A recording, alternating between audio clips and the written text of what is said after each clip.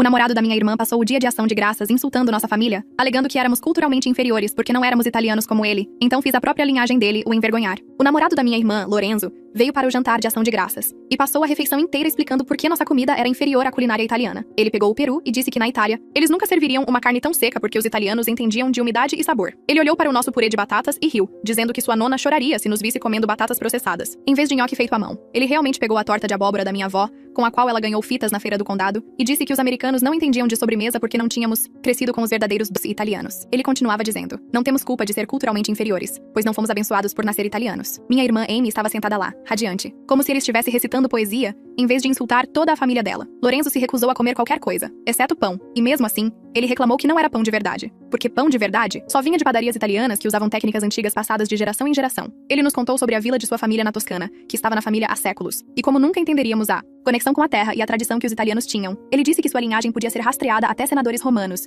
e que a genética mediterrânea era cientificamente superior para a inteligência e criatividade. Meu pai perguntou o que ele fazia da vida, e Lorenzo disse que estava entre oportunidades, porque as empresas americanas não apreciavam a abordagem italiana de negócios, que era sobre relacionamentos e estilo, não a busca vulgar pelo lucro. Amy interveio para dizer que Lorenzo era sofisticado demais para empregos comuns e estava esperando a posição certa que honrasse sua herança. Lorenzo passou o resto do jantar nos ensinando palavras italianas incorretamente, dizendo que estávamos pronunciando errado, embora minha prima Maria falasse italiano fluentemente desde o semestre que passou em Roma. Quando Maria o corrigiu, ele disse que ela tinha aprendido italiano de turista, não o dialeto puro que sua família falava. Ele afirmou que sua família possuía vinhedos e fazia vinho que era servido ao Papa, mas os americanos não entenderiam porque bebíamos cerveja como bárbaros. Ele disse que sua mãe era amiga pessoal de Armani, e seu tio inventou um tipo de massa que era servida em restaurantes com estrelas Michelin. Cada história ficava mais elaborada e cada comparação nos fazia parecer mais patéticos por não sermos italianos. Na semana seguinte, Lorenzo nos convidou para seu apartamento para o que chamou de um autêntico banquete italiano, para nos mostrar qual era o gosto da comida de verdade. E Amy implorou para que fôssemos apoiar a culinária de Lorenzo. Chegamos e descobrimos que Lorenzo tinha feito espaguete com molho de pote que ele incrementou com ervas secas. Ele serviu em pratos de papel e chamou isso de estilo italiano rústico. Ele comprou grissines de supermercado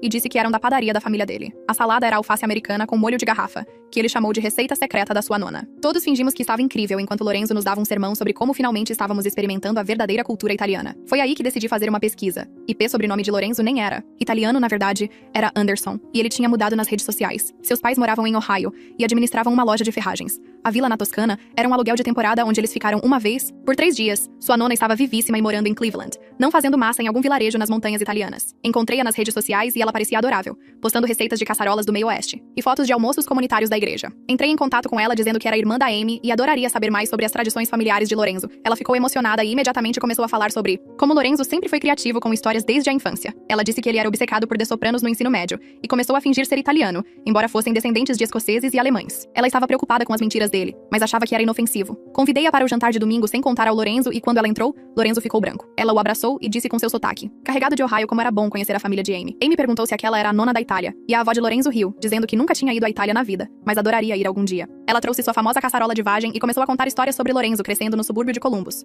Como ele jogou na liga infantil de beisebol e participou do clube de xadrez, ela mostrou fotos do Lorenzo adolescente na Comic Con vestido de Mario, dizendo que ele sempre amou personagens italianos, seu próprio programa de culinária e inventava histórias sobre viajar para a França para aprender com chefes mestres, embora nunca tivesse saído de Ohio. Amy ficou completamente imóvel à mesa, com as mãos segurando a borda com tanta força que os nós dos dedos ficaram brancos, e o resto de nós tentou olhar para qualquer outro lugar, para nossos pratos ou para o teto ou para fora da janela, mas era impossível não assistir a tudo aquilo desmoronar. Lorenzo continuava interrompendo sua avó, tentando explicar que ela estava falando de quando ele era criança e não entendia as nuances dos dialetos regionais italianos, dizendo que sua família falava uma variação toscana rara que a maioria dos italianos nem reconheceria, e era por isso que parecia diferente do que ela lembrava. Sua voz ficava mais aguda e rápida a cada desculpa, e o suor começou a aparecer em sua testa, embora a sala de jantar não estivesse quente. Sua avó apenas sorriu e continuou passando as fotos no telefone, perdendo completamente o quão desesperado ele estava ficando. Ela encontrou sua foto de formatura do ensino médio e virou a tela para nós. E lá estava Lorenzo de beca azul, em um gramado suburbano normal, com uma cesta de basquete visível na garagem atrás dele.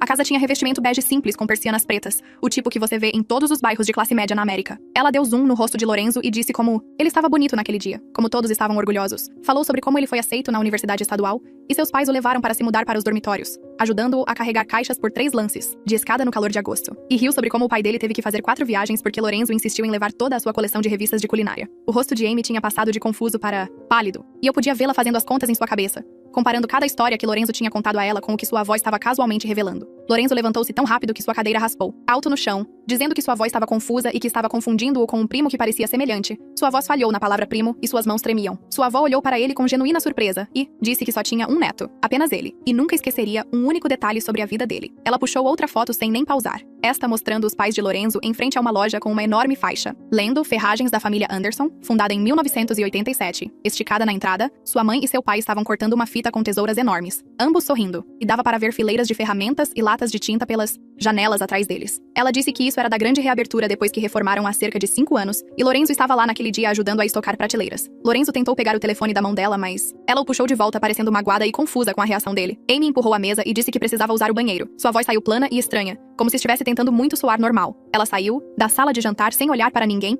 e ouvi a porta do banheiro fechar e trancar. Por alguns segundos, todos nós ficamos sentados lá naquele silêncio horrível. Lorenzo parado congelado perto de sua cadeira e sua avó olhando entre todos nós como se tivesse perdido algo importante. Então eu ouvi aquele som abafado através da porta do banheiro que era claramente choro. Levantei-me e segui, bati baixinho e disse que era só eu. Amy destrancou a porta e eu entrei para encontrá-la sentada no chão com as costas contra a banheira, rímel escorrendo pelo rosto em estrias escuras. Ela olhou para mim e perguntou como pôde ter sido tão estúpida para acreditar em tudo que ele disse, sua voz falhando a cada palavra. Sentei no chão ao lado dela e não disse nada a princípio, porque o que eu poderia dizer que não soasse como eu te avisei. Ela puxou os joelhos contra o peito e começou a falar sobre os últimos 6 meses. Como defendeu Lorenzo para suas amigas quando elas disseram que ele parecia pretensioso. Ela realmente se gabou de namorar alguém com um histórico tão exótico, alguém que cresceu em uma vila e tinha tradições familiares de séculos. Ela contou à colega de quarto sobre a conexão dele com a nobreza italiana e o vinho de sua família que era servido ao Papa. Ela postou fotos deles juntos com legendas sobre seu namorado europeu sofisticado, que entendia de arte e cultura de maneiras que os americanos não conseguiam. Cada coisa que ela disse sobre ele para outras pessoas baseava-se em mentiras completas. E agora, ela tinha que encarar o fato de que tinha sido incrivelmente ingênua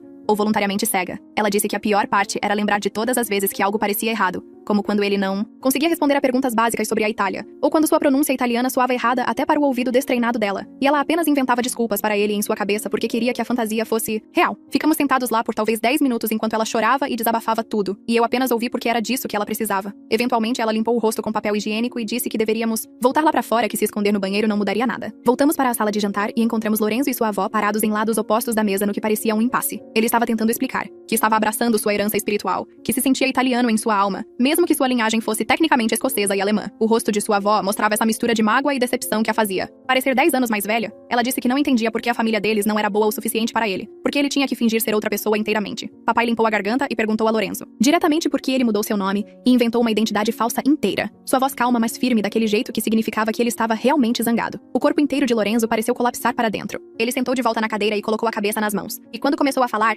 sua voz estava tão baixa que tivemos que nos inclinar para ouvir. Ele disse que sempre se sentiu chato e comum crescendo em Ohio. Apenas mais um garoto médio em uma cidade média sem nada de especial. E quando chegou à faculdade, começou a dizer às pessoas que era italiano, e de repente elas o acharam interessante. Queriam ouvir suas histórias. Tratavam-no como se fosse culto e sofisticado, em vez de apenas o filho de um dono de loja de ferragens. Ele disse que começou pequeno, apenas alegando que sua família era italiana. Mas então as pessoas faziam perguntas. E ele tinha que inventar respostas. E cada mentira exigia outra mentira para sustentá-la, até que ele construiu toda essa história falsa. Ele olhou para Amy e disse que sabia que era errado, mas quando a conheceu, já estava envolvido demais e pensou que se dissesse a verdade, ela nunca iria querer ficar com o chato e regular ele. O rosto de sua avó mostrava decepção misturada com preocupação real, como se estivesse vendo pela primeira vez o quão profundos eram os problemas de seu neto. Amy ficou parada ali por um longo momento, apenas olhando para Lorenzo, e eu podia vê-la processando tudo em sua cabeça. Então ela disse para ele ir embora, sua voz trêmula, mas firme. Lorenzo começou a pedir desculpas, dizendo que fez isso porque a amava e queria ser digno dela, que planejava contar a verdade eventualmente. Amy o interrompeu e disse que mentir por 6 meses não era amor, era manipulação, e ela não podia mais confiar em nada sobre ele.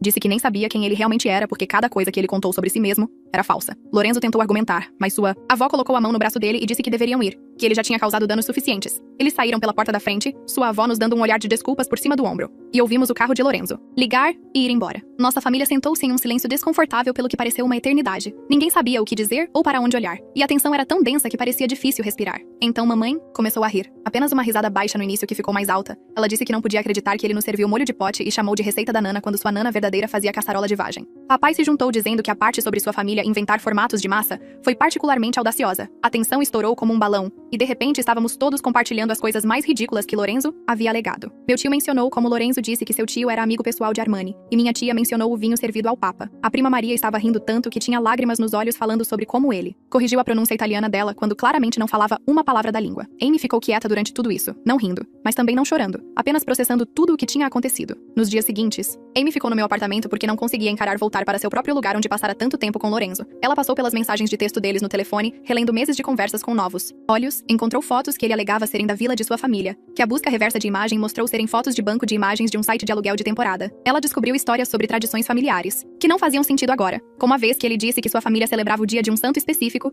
que ela agora percebia que ele tinha acabado de inventar. Cada mensagem e foto se tornava prova de quão completamente ele a enganou, e cada descoberta parecia machucá-la tudo de novo. Ela me mostrou uma mensagem onde ele descrevia a receita de massa de sua nana em detalhes, alegando que tinha sido passada por gerações. E nós dois apenas olhamos sabendo que sua avó verdadeira provavelmente tinha a receita escrita em um cartão de índice em uma gaveta da cozinha em Cleveland. Amy apagou o número dele do telefone e o bloqueou nas redes sociais, dizendo que precisava de um corte limpo de toda a confusão. Alguns dias depois que Amy apagou o número de Lorenzo, sua colega de quarto Cecília passou pelo meu apartamento. Ficou na porta segurando 2 cafés e perguntou se podia entrar para falar sobre Lorenzo. Deixei-a entrar e ela sentou no meu sofá, as mãos em volta do copo de café, como se precisasse de algo para segurar. Ela disse que desconfiava dele há meses, mas não queria chatear Amy, porque sua amiga parecia tão feliz. Cecília descreveu como Lorenzo se contradizia constantemente sobre fatos italianos básicos, como alegar que sua família era da Sicília em uma semana e da Miasma Toscana na seguinte. Ela disse que ele pronunciava mal palavras italianas comuns que até ela conhecia das aulas de espanhol do ensino médio, palavras que soavam semelhantes o suficiente para que seus erros fossem óbvios. Cecília me contou sobre a vez que Lorenzo alegou que sua família fazia seu próprio azeite. Depois disse que o importavam de uma região específica. Depois mudou a história novamente para dizer que o vendiam em seu restaurante. Ela manteve o controle dessas inconsistências nas notas do telefone porque algo parecia errado, mas não conseguia provar nada concreto. Ela me mostrou as notas, e havia dezenas de contradições, desde o número de primos que ele alegava ter até se sua nana morava em uma vila ou cidade. Cecília disse que tentou dar dicas a Amy de que as histórias de Lorenzo não batiam, mas Amy ficava na defensiva e a acusava de estar com ciúmes. E ela se sentia terrível agora, por não ter insistido mais ou feito sua própria pesquisa como eu fiz. Eu disse a ela que Amy precisava descobrir sozinha, e que às vezes as pessoas têm que aprender essas lições da maneira mais difícil, mesmo quando dói assistir. Amy me ligou mais tarde naquela semana, dizendo que queria se desculpar com a vovó Anderson pelo jantar estranho. Ela se sentia envergonhada por a avó de Lorenzo ter testemunhado todo o confronto e provavelmente achado nossa família louca. Eu dei o número a ela e Amy desapareceu em seu quarto por mais de 1 hora. Quando saiu, seus olhos estavam vermelhos, mas ela parecia mais calma do que estivera em dias. Ela disse que a vovó Anderson tinha sido incrivelmente gentil e compreensiva sobre toda a situação. Sua avó explicou que Lorenzo sempre foi obcecado em ser especial e diferente, mesmo quando criança. Contou a Amy sobre como ele passava por fases em que alegava ser parente de pessoas famosas ou fingia ter talentos que na verdade não tinha. A vovó Anderson achava que ele superaria isso depois do ensino médio, mas claramente as mentiras pioraram em vez de melhorar.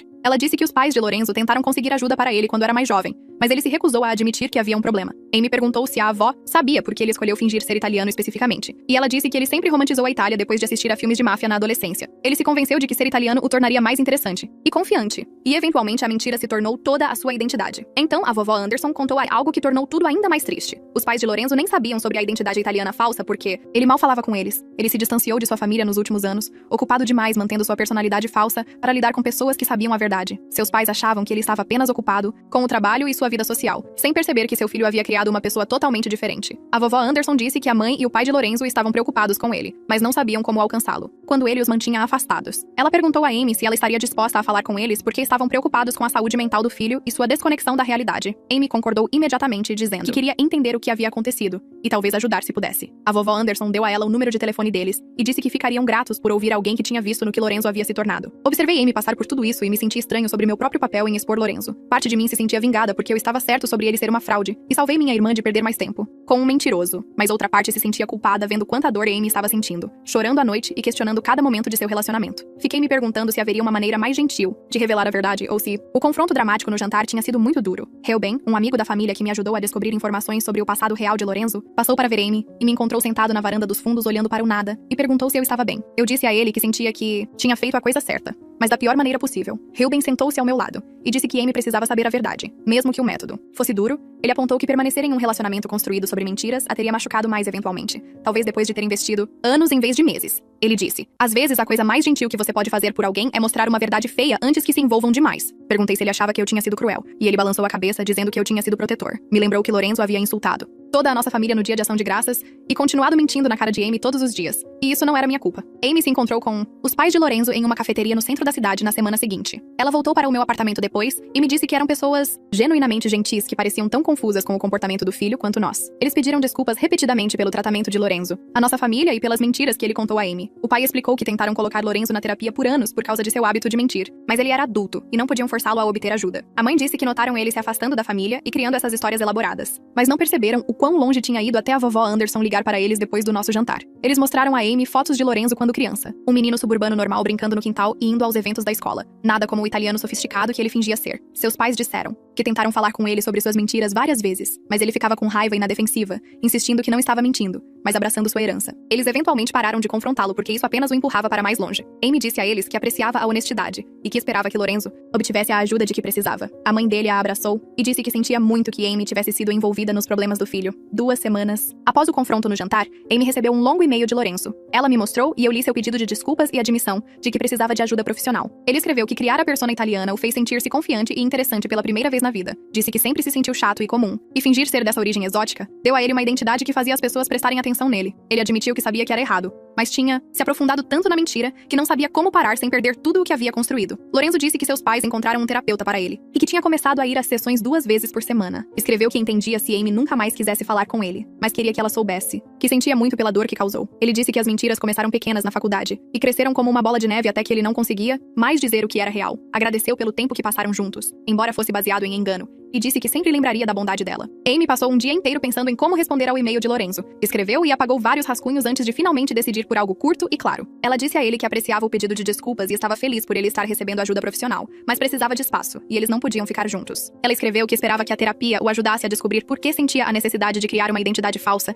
e que encontrasse paz com quem realmente era. Amy disse que precisava seguir em frente sem ele em sua vida e que esperava que ele respeitasse esse limite. Ela me disse mais tarde que foi bom estabelecer esse limite claramente em vez de deixar as coisas em aberto ou dar falsas esperanças. Disse que escrever o e-mail a ajudou a fechar esse capítulo e começar a pensar no que viria a seguir. Ela admitiu que ainda se sentia estúpida por acreditar em tudo que Lorenzo lhe disse, mas estava tentando ser gentil consigo mesma. Sobre isso, em nosso próximo jantar em família, algumas semanas depois, Amy surpreendeu a todos trazendo a vovó Anderson como convidada. A avó dele havia se tornado uma amiga inesperada de Amy durante as conversas por telefone, e elas se uniram por causa de toda a estranha situação. A vovó Anderson trouxe sua famosa caçarola de vagem novamente, e desta vez todos realmente gostaram sem a tensão de expor as mentiras de Lorenzo. Ela compartilhou receitas de família reais e histórias sobre crescer em Cleveland, falando sobre seus pais que imigraram da Escócia e o bairro onde criou seus filhos. Ela nos contou sobre conhecer o marido em um evento social da igreja e como construíram a loja de ferragens do nada. As histórias eram simples e honestas, nada dramáticas ou exóticas, mas pareciam genuínas de uma maneira que os contos italianos falsos de Lorenzo nunca foram. Amy sentou-se ao lado dela rindo de histórias sobre o jovem Lorenzo se metendo em problemas normais de criança, e a conexão real entre elas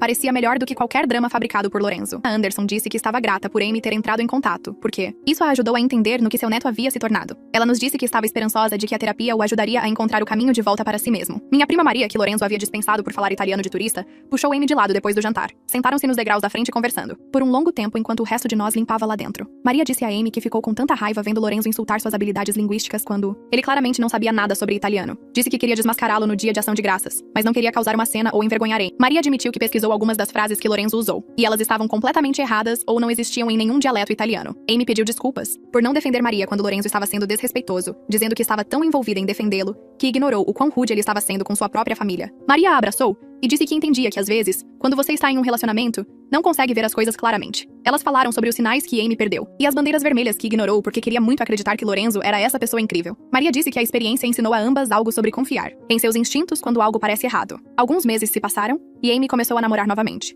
embora abordasse isso de maneira completamente diferente de antes. Percebi que ela fazia muito mais perguntas agora e prestava atenção a pequenas inconsistências no que as pessoas lhe diziam. Ela verificava fatos casualmente, não de forma obsessiva, mas apenas ficando atenta se as coisas batiam. Amy me disse que a experiência a ensinou que se alguém parecia bom demais para ser verdade, ou precisava constantemente provar o quão especial era, valia a pena investigar antes de se envolver emocionalmente. Ela disse que aprendeu a valorizar a autenticidade sobre a emoção, e que a história real de alguém era mais interessante do que qualquer persona falsa que pudessem criar. Ela saiu com caras normais que tinham empregos regulares e históricos honestos, e parecia mais feliz, mesmo que os relacionamentos fossem menos dramáticos. Amy disse que finalmente entendeu que a conexão real vinha de ser genuíno um com o outro, não de uma pessoa interpretando um personagem elaborado para a outra. Nana Anderson começou a aparecer em nossos jantares de domingo a cada 2 semanas, e honestamente, ela se encaixou melhor do que Lorenzo. Jamais se encaixou. Ela trazia caçarolas com nomes como Surpresa do Potluck da Igreja e Misto do Meio Oeste, que tinham um gosto muito melhor do que qualquer coisa que Lorenzo fingia fazer do zero. Ela contava histórias sobre trabalhar na loja de ferragens e ensinar Lorenzo a andar de bicicleta na entrada da garagem, coisas normais de família que pareciam reais em vez de inventadas. Um domingo, ela mencionou que Lorenzo tinha começado a terapia e estava falando com os pais novamente depois de meses mal ligando para eles. Ela disse que o terapeuta o estava ajudando a descobrir por que precisava inventar uma vida falsa inteira, em vez de apenas ser ele mesmo. A Anderson parecia triste quando falava sobre isso, como se culpasse por não perceber o quão ruim a mentira tinha ficado. Amy disse a ela que não era culpa dela, que Lorenzo era um adulto que fez suas próprias escolhas, sobre fingir ser outra pessoa. Os jantares com a vovó Anderson tornaram-se algo que todos esperávamos, porque ela era genuinamente engraçada e calorosa, sem tentar provar nada. 6 meses após o grande confronto, Amy estava melhor do que eu havia em anos. Ela começou a namorar um cara que trabalhava em contabilidade, dirigia um carro normal e não tinha identidades secretas ou histórias de fundo falsas. Ela me disse que aprendeu a prestar atenção quando algo parecia errado, em vez de ignorar porque queria que o relacionamento funcionasse. Amy realmente me agradeceu uma noite por expor Lorenzo, embora o jantar tenha sido brutal e embaraçoso. Ela disse que preferia lidar com uma verdade dolorosa do que passar anos, acreditando em mentiras confortáveis que eventualmente desmoronariam de qualquer maneira. Toda a nossa família ficou mais próxima depois que tudo aconteceu, como se todos tivéssemos sobrevivido a algo estranho juntos e saído mais fortes. Ainda brincamos sobre o molho de pote de Lorenzo e seu sotaque italiano falso, mas principalmente estamos felizes por Amy ter saído dessa antes que as coisas piorassem.